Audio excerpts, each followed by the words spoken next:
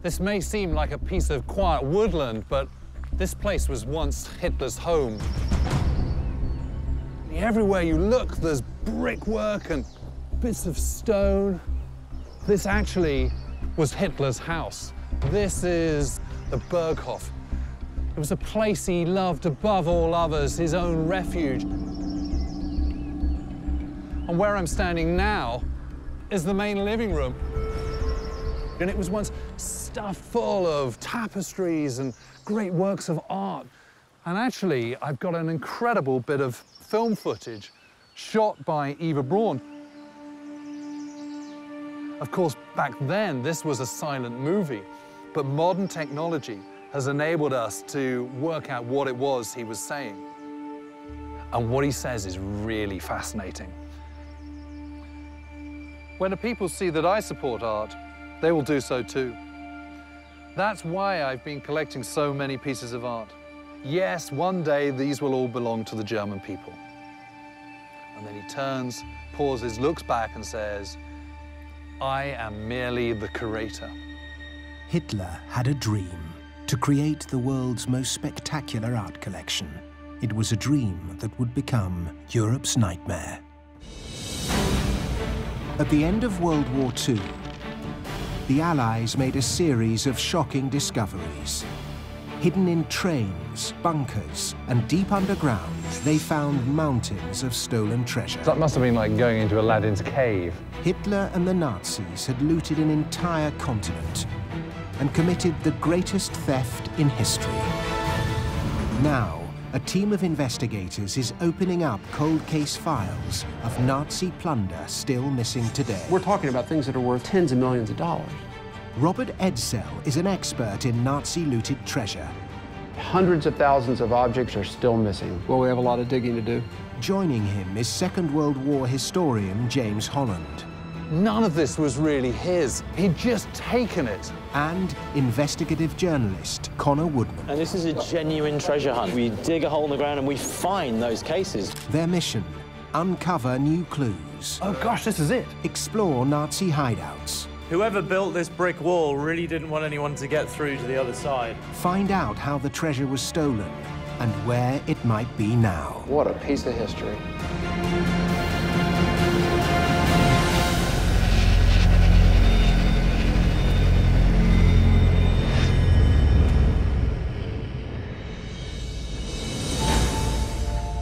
The team is meeting at the headquarters of the Monuments Men Foundation, an organization that has found and returned many Nazi-looted treasures to their rightful owners. Foundation President Robert Edsel briefs the team on a new investigation. I want to go back in time, talk about in May 1945 when the Monuments Men arrive at this salt mine in Altausee, Austria, and make an enormous discovery. The Allied Art Protection Unit, aka the Monuments Men, was a specialist army unit tasked with rescuing valuable art and cultural treasures. In May 1945, they hit the jackpot at a salt mine in Altausee, Austria. Hidden deep in a network of underground chambers, they made an astonishing find, an art collection belonging to Adolf Hitler. Here's a sculpture by Michelangelo. Yeah, look at this. Wow, so some pretty serious works of art. Hugely important. Some of these are the most famous works of art in the world. In today's money, the Trove would be worth nearly $6 billion. Wow, there's hundreds of them. Do we have an idea how many paintings were there?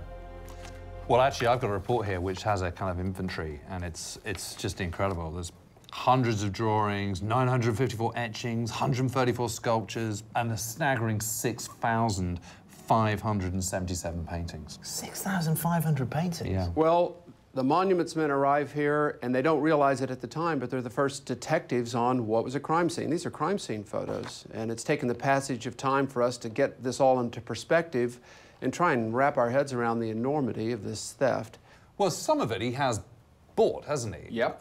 But a lot of it is just stolen. I mean, and sometimes at gunpoint. Well, that's right, yeah. I mean, the sculpture by Michelangelo taken in the middle of the night with soldiers at gunpoint. These aren't random thefts on their way out of town. These are things that they've specifically targeted to go get. I mean, if the Monuments Men already solved this, what's left for us to do? Well, the monuments men did an extraordinary job, but it's possible that some of the other works of art walked out of there before the monuments men arrived. Despite the recovery at Althusser, hundreds of artworks stolen by Hitler have never been found. The team's goal, to investigate how and why he stole the artworks and where they might be now. So what do we do? We need to go to Althusser and go back to the scene of the crime.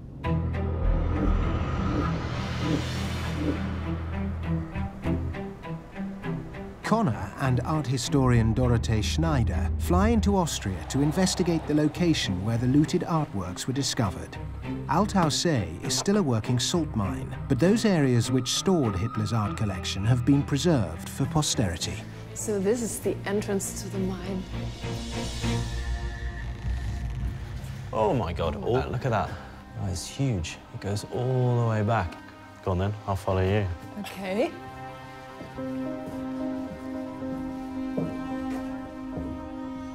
It just goes on and on and on.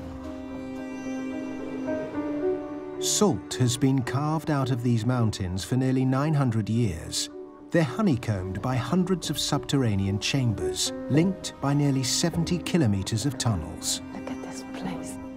For the Nazis, it was the perfect place to hide a treasure trove. So look, this is the first chamber of the chambers where arts were stored. Oh, so there was actual there were paintings stored in this room? Yes. 6,577 paintings, sculptures, books, everything was stored in here. So the monuments men, when they walked into this room, must have thought it was Christmas. Yeah, especially because they'd been looking for these things for months. So let me show you this photo. Oh, wow. Yeah, that's exactly... See? It looks exactly like... Yeah, that's the shelving. Here's one of the paintings. And it's right here. Oh, my God, yeah. Oh, suddenly you can just imagine all of those paintings just all stacked up. Mm-hmm. So do you think a lot of the art that was in this room and in this mine was actually personally selected by Hitler? Well, we know that for his own collection, yes, absolutely. Every single piece was what he wanted and what he thought was wonderful and was his own taste. Sometimes people think that he might have even gotten so much strength and enjoyment out of this collection that that was the main thing that kept him going. The artwork found by the Allies was stored in 8 separate underground chambers, but recent research has revealed there are other caverns packed with art treasures. What happened to this artwork remains a mystery, but we do know that the mountain contains numerous entrances that were likely known only to local salt miners. Is it possible there are still people in the area who know where the booty is? Connor and Dorothee are meeting local treasure hunter Gerhard Zauner. For nearly 60 years, he's been following every lead he can in his quest to find looted treasure. Grüß Gott, Herr Zauner, Dorothee Schneider. In 1959, Zauner hit the headlines with an incredible discovery. Diving in nearby Lake Toplitz, he and some friends found £72 million in counterfeit British currency, dating back to the Nazi era. He takes Connor and Dorothee to see some of his other finds in his own private museum. Wow, look at all this. Is this all stuff that you have found yourself? It's also a lake. Wow. These are huge. Are these from tanks? This is from the tank. That's from the tank, yeah. Okay. As the Allied armies closed in, German soldiers flung their weapons into lakes around here in a desperate attempt to hide their Nazi past. What are these from here with the swastika? Das hatten sie. Yeah, everybody would have had something like that on their writing desks. It was a real cult. It was almost like a crucifix. People had one of those at home. Right, so these just would have been everywhere all over Germany at the time. It isn't just Nazi weapons that Zauner has pulled out of the water. What's your most prized find ever? Ich habe einen Ring gefunden von einem SS-Offizier. Werde ich Ihnen dann zeigen. He found this ring by an SS officer, and he would love to show it to you. An SS officer's ring? I'd love to see it, yeah, I'd love to see that.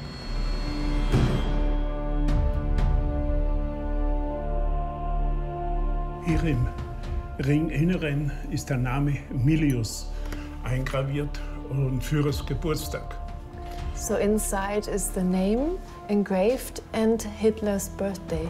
It is, yeah, 20th of April. It's written inside. Man war ja verehelicht mit Hitler. Yeah, you were married to Hitler.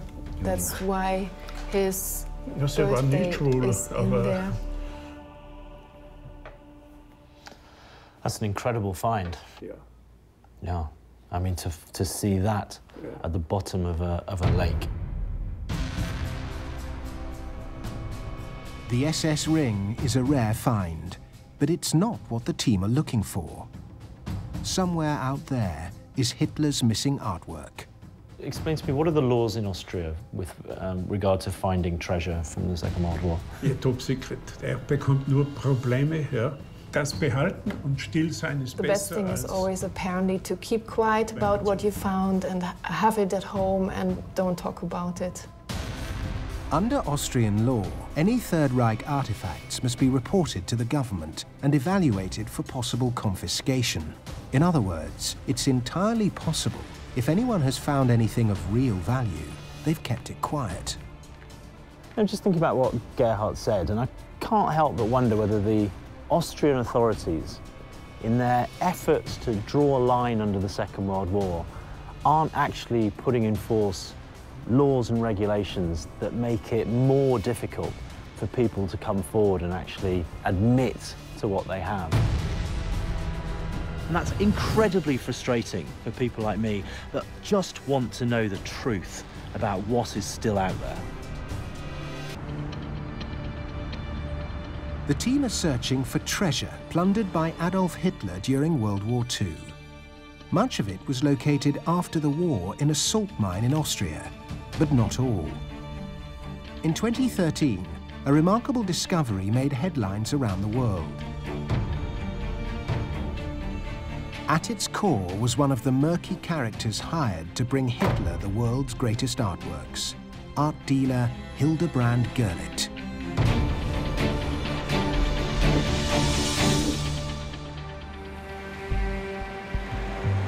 James flies into Germany to uncover more about Gurlitt.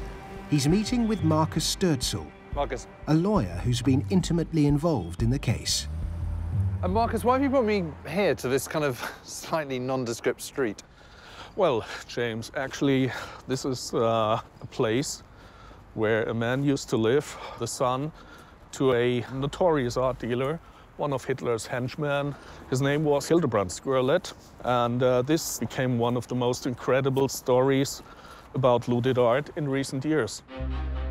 Finding 1,400 works of art in Germany is just the start of the treasure hunt. In early 2012, the German tax authorities were on a routine investigation when they stumbled upon an astonishing find. A treasure trove of art hidden away for more than 70 years in a small city apartment. It belonged to Cornelius Gurlitt, the son of Hitler's personal art dealer, Hildebrand Gurlitt. This is the apartment where he kept most of his art. And we're talking about hundreds. We're talking about more than 1,000, actually. Wow. So how much is this worth? Well, about up to maybe €1 billion. I'm just blown away by that. It's so unremarkable, isn't it? And you just can't imagine that one of those apartments would have all this sort of looted, stolen art. It's just incredible. So far, investigators suspect that nearly 100 of the recovered artworks were unlawfully seized by the Nazis. Hitler's operation to rob Europe of its finest art was ruthlessly efficient. Soon after occupying a country, specialist units would seek out and seize whatever artwork they could find, usually from national museums or Jewish family collections. In Germany, Jewish collectors would be forced to sell their paintings at knockdown prices. So how did Hildebrand Gurlitt acquire such a massive art trove? He ran the show, and he had access to all famous collections in Europe, in the occupied countries, in the war zone. He bought stuff officially for the Führer, but, well, he had the opportunity and he had the means. And he bought also for himself, obviously. Okay, so I'm Gurlitt, and I go in and I'm looking at a big collection. Am I making a list of everything that's... I'm making an inventory of that collection. Yeah. But then the inventory I then show my bosses, my boss, the Führer. Do I leave a few bits off? I mean, how does that work? Gurlitt had figured out a way to steal from Hitler himself. This is an official receipt, a bill. Oh yeah, Dr. H. Gurlitt. This is what he bought in the occupied zone in France, in which you can see in detail a number of paintings by name, artist, and so on. And if you go to the next document, compare the lists. There are 2 or 3 items which do not appear on this list. So, in other words, he managed to get some stuff for himself. So those missing paintings, he's basically just siphoned off himself? That's what he did, yeah. God, he's playing a dangerous game, isn't he? That's also... He's stealing from Jews, but he's also stealing from the Führer. On both sides, yeah. Wow.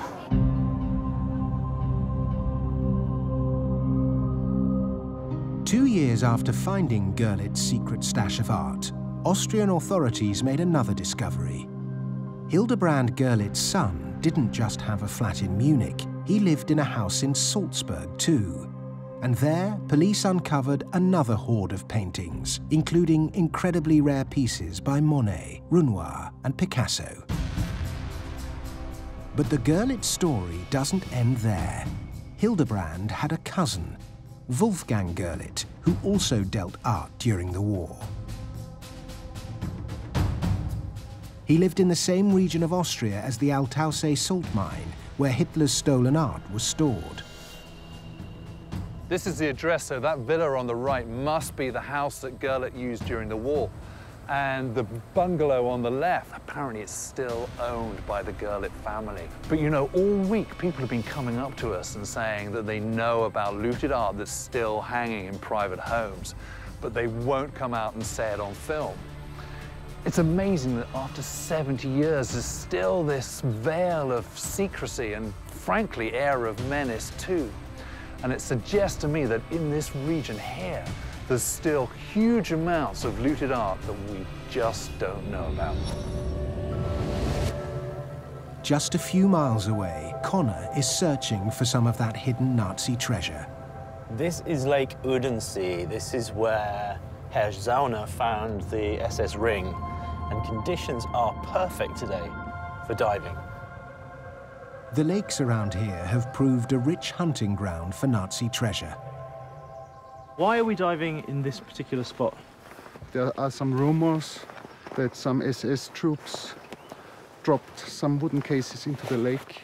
How do we know it was this particular spot? My friend knew a very old lady, and she told him that she watched when SS troops came here, and they had a rowing boat, and they dropped in 15 or 16 cases. 15 or 16 cases? 16 cases, wooden cases. And the contents is unknown, and this is very interesting, and I'm really curious what we could find. Me too. Me too. Very curious. And do we know roughly how far into the lake? She said 50 meters. Okay. Visibility should be good, so we will see. Okay, right. And what else should we be looking out for down there? Because it's not just these crates down there. There could potentially be all kinds of treasure down there. There could be some weapons as well, yeah? Some hand grenades, German hand grenades, guns, whatever, yeah. Because we know the Nazis at the end of the war used these lakes just to throw everything away, to throw away the past. Yeah, you're right, yeah. Okay, cool. Well, let's go. Let's get in the water.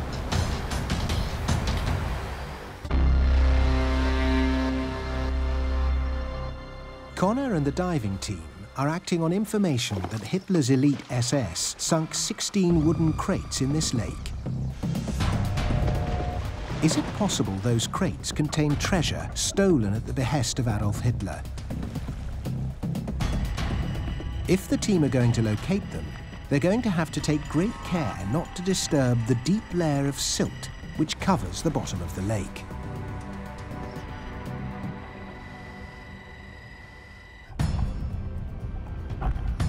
"7 meters down, Connor and the team think they found something. Through the murky water, they appear to be artillery shells. But on closer inspection, it's just decaying tree trunks. They move on. It will take hours to search the 120,000 square meters of lake bed. Back in Dallas, the team are examining the motives behind Hitler's unprecedented art theft. Robert has uncovered some footage which offers some fascinating clues. Hitler and Mussolini meeting in Florence, May 1938. Into his car in the motorcade. Look at the people. And the throngs of people cheering. No one can see what's getting ready to happen. Transformation of an entire continent over the ambitions of this one man. And this is it, right here. This is the moment. He sees the great collections, this Michelangelo, the Botticelli, that have been collected by the Medici family, and having a sense of the immortality of the remarkable works of art that they assembled. Hitler was fascinated. In fact, 2 hours out of this visit's allocated to museums and look at these works of art. And this is the spark. The idea's been planted, this moment where he realizes the possibilities of immortality. It's a stunning moment in history. Hitler's obsession with art dates back to his early years. Long before his ambition to create the 1,000-year Reich, he dreamt of becoming a great artist. To learn more, Robert is in Virginia at Fort Belvoir Army Museum. Hitler's watercolors are so controversial they're not on public display, but stored securely in the museum's basement. Curator Sarah Forgy is showing them to Robert. So here they are. Joining them is watercolor expert Gwendolyn Bragg. Gwen, what do you think about them, Gwen? Well, I'm surprised. I think, frankly, they are quite accomplished, and there's a lot of detail. There seems to be an almost obsession with fine, tiny little details, even in the variety of stonework that he's rendering and so forth. Viewing these, it makes you wish that he had gotten into art school and developed his talents. What strikes me about these things is a complete absence of people. And Yes. you really see this focus of Hitler not really caring about people, just focusing on drawing structures. I think the composition is good. It's not dynamic. Maybe we'd say it's competent. Yes, competent. A good term. And here's his signature. Munich, 1914, A. Hitler. Despite Hitler's obvious technical ability, his old-fashioned and unimaginative approach was totally out of step with the bold new currents coursing through the European art scene in the 1920s. Es spricht der Führer. But his obsession with art never waned. If he couldn't become a great artist himself, he decided he would plunder the work of others. The salt mine at Alt-Alzey is not the only place the Führer's plundered art collection was stored. Artwork earmarked for Hitler was sent to his Southern Command HQ in Munich, the Führerbau. In early 1945, hundreds of valuable paintings were still here. But there's evidence that in the final days of the war they vanished, and James is here to investigate. Today, it's a music and theatre school, but the labyrinth of tunnels below where the art was once stored have been barely touched since 1945. Hello, Dr. Krause. How are you? Come, please. Thank you. The university's chancellor, Dr. Krause, has offered James rare access to the tunnels. He's keen to search for clues as to what happened to the missing art. To go there, please take this. Oh, thank you. This way? Yes, please.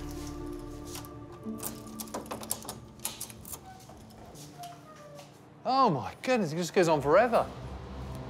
Yes. I can show you some graffiti, so if you want to please, see. Yes.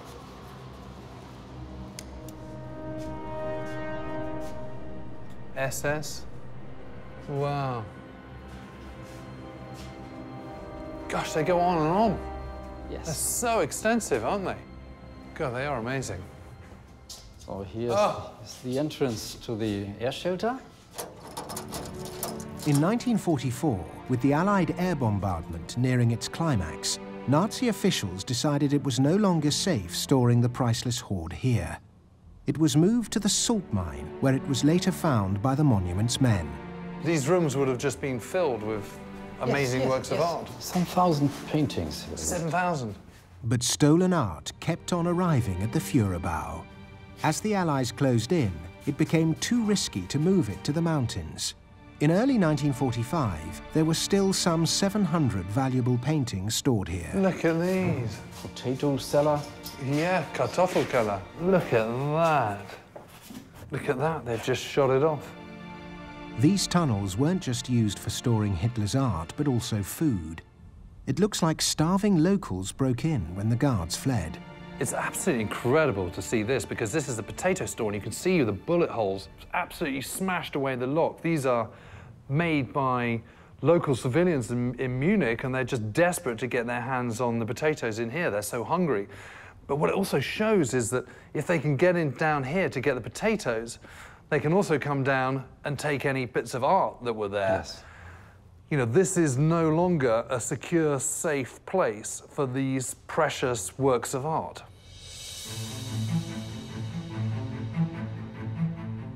When the Allies took the Führerbau, more than 700 paintings had vanished. The mystery is being investigated by a team of art detectives, including Professor Maike Hopp. So, Maike, how do you go about finding all these missing pieces? I mean, what's your start point? Well, our start point are actually lists like these. The Führerbau rooms in the cellar were numbered, and here you have, for example, room number 6, and what you can see on the list is a painting, and this is actually this painting.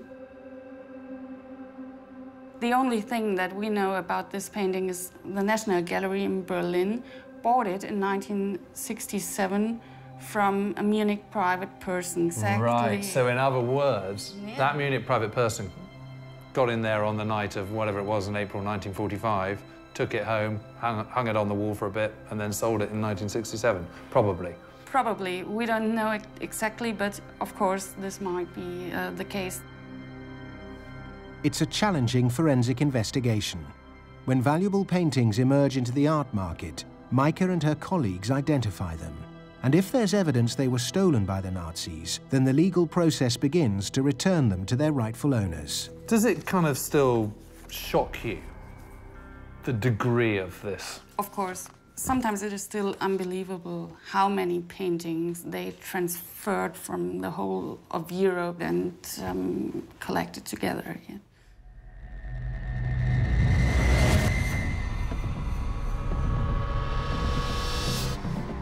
In Austria, Connor is hunting for 16 lost crates supposedly dumped by Hitler's SS, their contents unknown.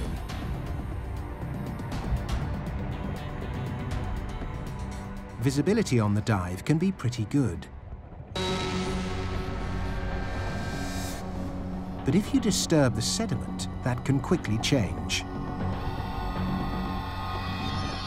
By working together and combining the light from their flashlights, the team has a better chance of finding things.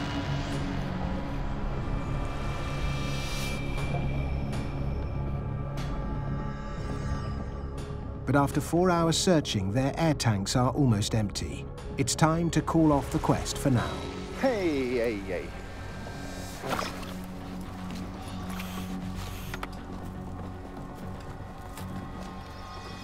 Diesen Ring hier fand, und das ist hier 10 Meter vom Ufer gewesen. He can show us where he found the ring, the SS officer ring.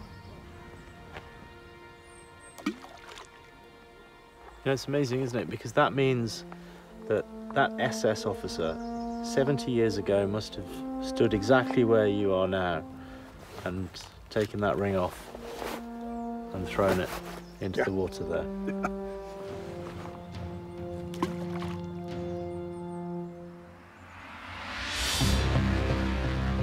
The hunt for Nazi treasure goes way beyond the lakes and mountains of Altaussee. The missing artworks robbed on the orders of Adolf Hitler are almost certainly scattered to the four corners of the globe. Now, the team switch their focus to North America. The team is searching for looted artwork which once belonged to Adolf Hitler. Much of this priceless trove was found at the end of the war, but not all. So what exactly did Hitler intend to do with one of the grandest art collections the world has ever seen? James flies into London to investigate. He's meeting with a man who in 1945 made an extraordinary discovery. A Jewish refugee from Nazi Germany, Hermann Rothman, was an intelligence officer in the British Army when he translated a document that would shake the world. Hitler's last will and personal testament. The original is kept at the Imperial War Museum. You must be Hermann. Hello, James Holland. Nice to meet you. Yes, indeed.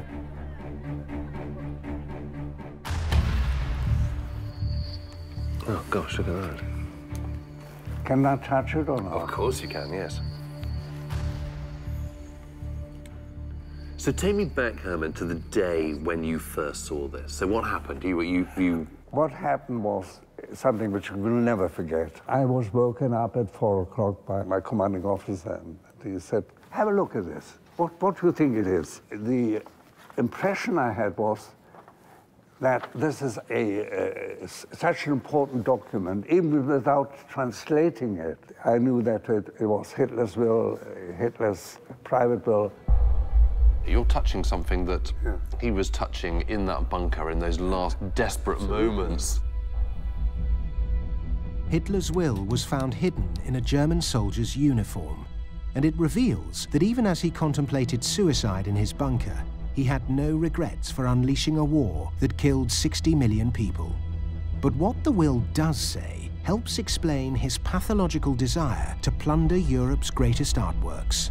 I have my art, which I have not collected for my own private use, but for the gallery in my hometown of Linz.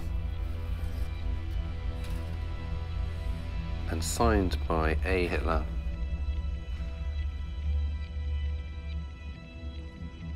Hitler dreamt of creating the finest art gallery the world had ever seen in the town he grew up, in Linz, Austria. The design was hugely ambitious. A magnificent home for his looted collection. It was never even started. All that remains of this mythical building is a photograph of an architect's model. But there is one way to get a glimpse into the collection Hitler had wanted so badly. How are you? Robert is at the German Historical Museum, which houses a set of albums containing photographs of the artwork destined for the Führer Museum. Let's look at these images. There are about 50 pages for each of these books. They're known as the Linz albums.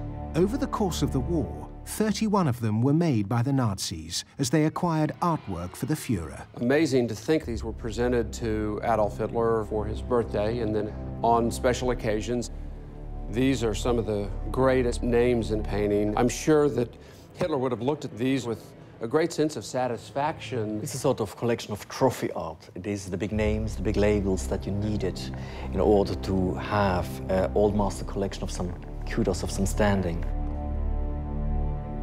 12 of the Linz albums have never been found, but Robert and the Monuments Men Foundation was instrumental in recovering one of them and returning it to the museum. Album 13. I haven't seen it in 6 years since we found it. Incredible piece of history. These albums are all that remain of Hitler's dream to create the world's most spectacular art collection.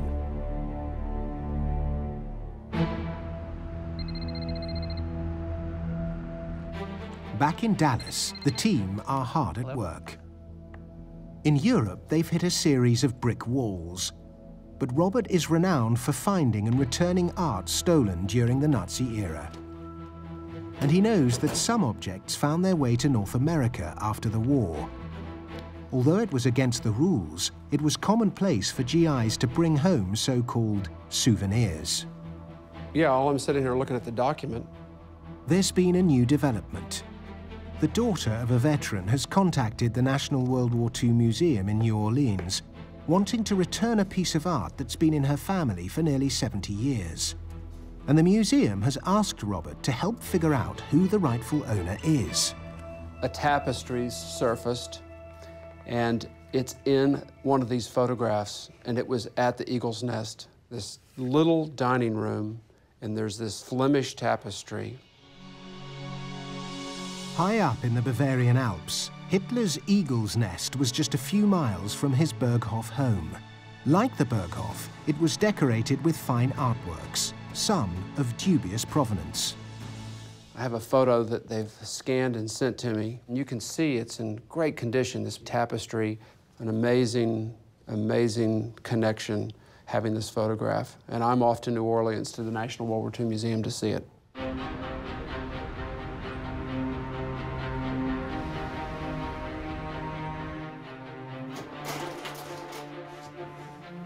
A few helmets. Yeah, lots of uniforms, but this is what you're after. Robert is meeting with the museum president, Gordon Muller, and Kathy Heinz, whose father, Lieutenant Colonel Paul Dehaney, was an intelligence officer with 101st Airborne and one of the first soldiers to take control of the Eagle's Nest at the end of the war. When Colonel Dehaney took the 500-year-old Flemish tapestry, fantastic, he had little idea of its true value. What a piece of history. And it hung in the family home in Minnesota for nearly 70 years.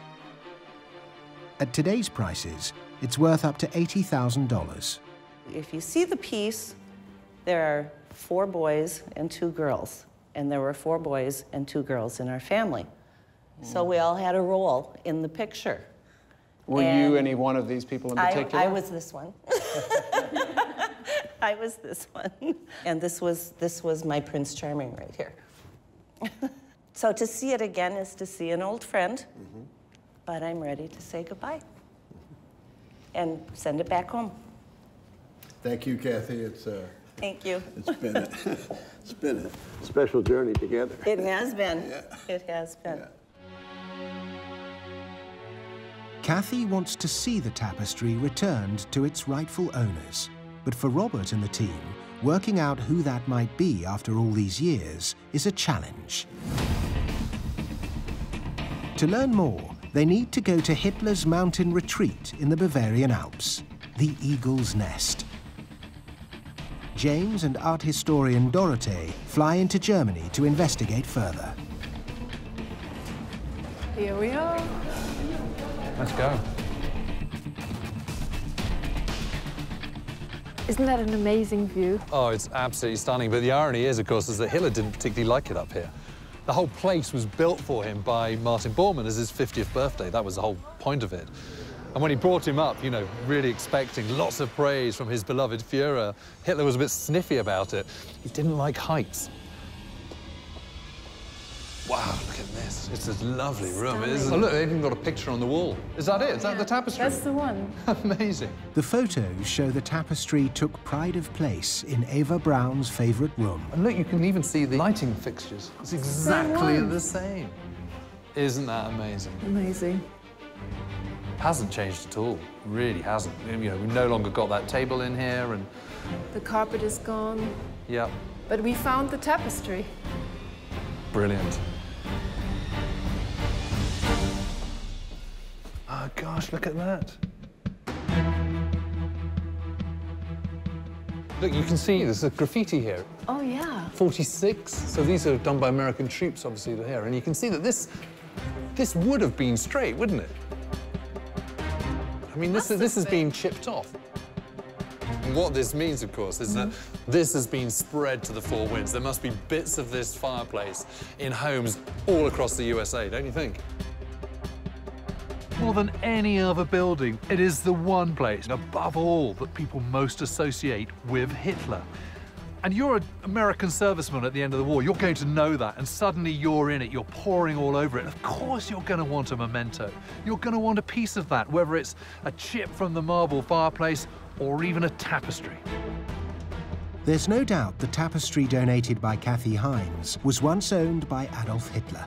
The question is, where did Hitler get it from? The team have unearthed a potential answer.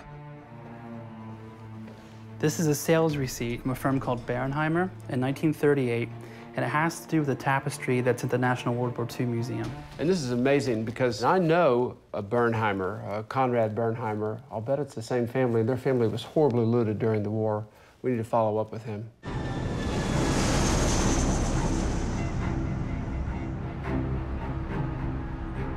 Robert continues the investigation in Germany. He's meeting Conrad Bernheimer. His family have been dealing in fine art for 4 generations. Before the war, they owned the largest privately owned textile gallery in Europe, based here in Munich. It was from here that one of Hitler's art dealers bought the tapestry. Connie, hey, how are you? How are you? The question is, was the sale a fair one, or were they, like so many Jewish families, forced at gunpoint to sell the artwork at a knockdown price? So the tapestry sold for 24,000 Reich marks, about $10,000 at the time. Yeah. Did that seem about like the right price at that time, as much as you could Well, that tell? was my question when you called me and you asked me, do you think this might be a case for a forced sale? Remember, my first question was, well, do you know the price?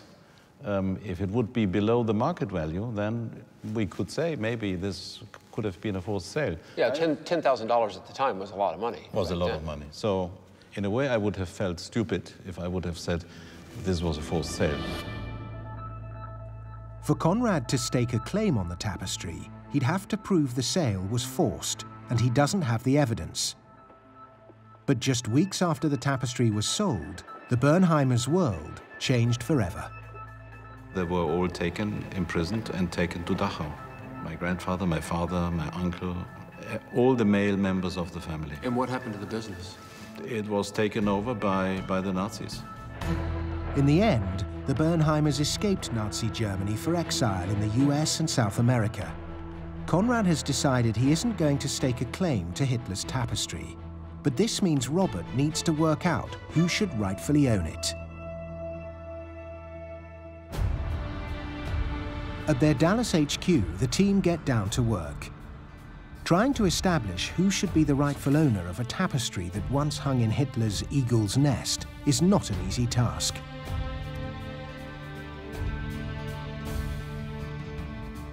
But after months of negotiations, there's a decision. Conrad Bernheimer believes it should go on display in Germany, and Robert's legal advice backs this up, confirming it should be returned to the Bavarian government. Today, Robert's in Munich to celebrate the tapestry's unveiling at the Bavarian National Museum. This is a very exciting moment for the Monuments Men Foundation. We've put a tremendous amount of time into the research and the discussions with all the different parties that had to come together to make this return happen. It's really an important opportunity for us to see the conclusion to the work that's gone into making sure that this important tapestry is returned to its rightful owner.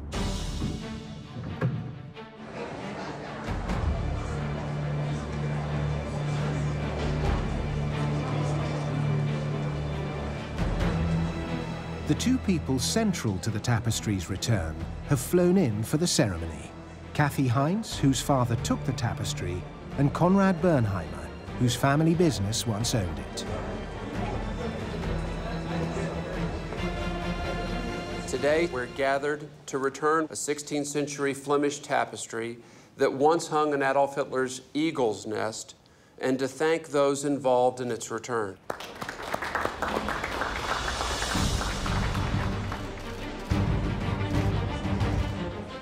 So does it come at a feeling of loss for you? Of course. Of course, it's been part of my life for as long as I can remember, but it's time for it to go to its home. This is where it belongs now, and I'm very happy to be a small part in that. Marvelous. I'm glad it's home. Yeah. The tapestry's epic journey from the Bernheimers to Hitler's Eagle's Nest to the American Midwest and finally home to Munich makes headlines all over the world. It's absolutely right and perfect that it came to the museum. Today's ceremony's been a wonderful example of the great appreciation by the people receiving these things for returning them. And so I hope this will encourage a lot of other people to come forward and contact us that may have objects and let us work with them to make sure it gets home. The team's investigation has taken them from the mountains and lakes of Bavaria and Austria. Can I touch it? To the British soldier who found Hitler's will. Look at these. To the maze of tunnels beneath the Munich Führerbau. They've unearthed invaluable information about how and why Hitler committed the greatest art theft in history, and crucially, where the missing artworks might be today. The tapestry's return may only be a small step towards putting right a great historic wrong, but it's an important one.